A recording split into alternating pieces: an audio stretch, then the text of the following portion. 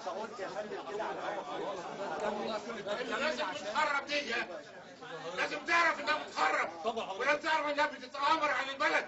اتفضل حضرتك. نعم. اتفضل على الهواء. بقول انها بتتآمر على البلد. طب قول رايك وانا هقول رايي. اتفضل حضرتك. انا قلت رايي. بقول لك انت مخرب. ممكن اكمل انا؟ انت مخرب. اشكرك. شكرا لحضرتك. ممكن اتكلم انا ولا ممكن نكمل ولا حضرتك تقول ان احنا مخربين؟ اتفضل وريني هتقول ايه؟ تتكلم مظبوط.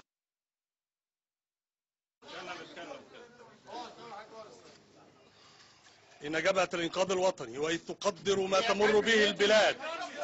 مساعد الوطني. مش هيبقى كده حاجه بين حضرتك راجل كبير، احنا مش هنعرف نتكلم مع حضرتك يعني.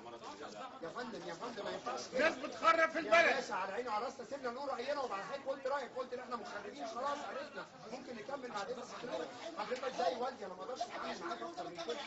لو سمحت يا فندم ارجوك بعد اذنك.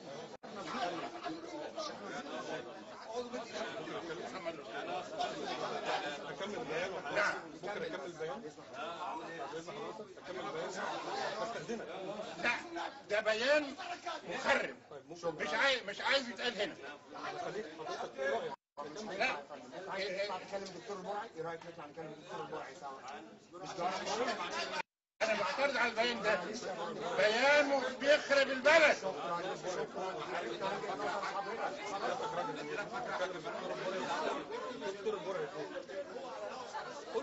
هي كله عشان ايه؟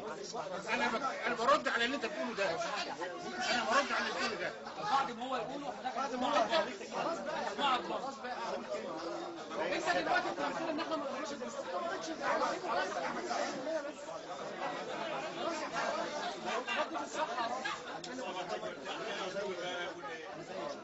اسمع اما يخلص البيان وعلق عليه.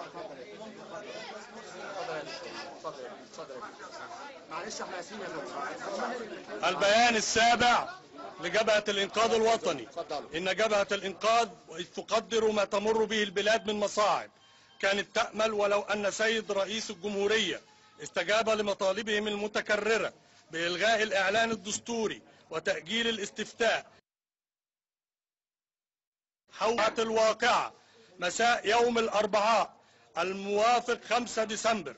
وفي أعقاب الأحداث الدامية الأخيرة أصبح من الصعب على الجبهة أن تتفاوض متجاوزة الدماء البريئة التي سقطت بسبب تخاذل الرئاسة والحكومة في اتخاذ القرارات والإجراءات الكفيلة بحقن الدماء، بل ازدادت طين بلة بما لاحظته جماهيرنا من تخاذل ظاهر من أجهزة يفترض فيها حماية الأفراد والأموال وتحقيق الأمن والأمان للمواطن المصري، وهو ما أفقد السلطة شرعيتها. يا راجل بلاش. وبناء عليه فإن الجبهة ترى أن عدم استجابة الرئاسة لمحاولتها إنقاذ البلاد والاستمرار في تجاهل مطالب الشعب واحتجاجاته قد أقفل الباب على أي محاولة للتحاور، كما تتمسك بمطالبها المتمثلة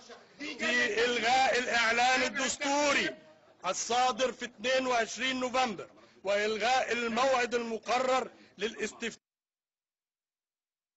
الحالي وصولا إلى دستور يكون محلا للتوافق الوطني العام.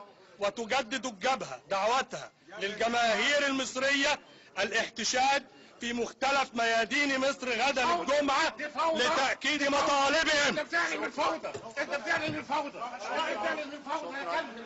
ثانية واحدة، في أي أسئلة؟ في أي أسئلة؟ خلاص واحدة واحدة يا زملاء. ماشي يا أستاذ خالد أنا معاك أهو. خلاص طب واحدة يا ليه يا اخوانا اصبروا عشان ناخد كل واحد ياخد شغله كامل. طيب يا اخوانا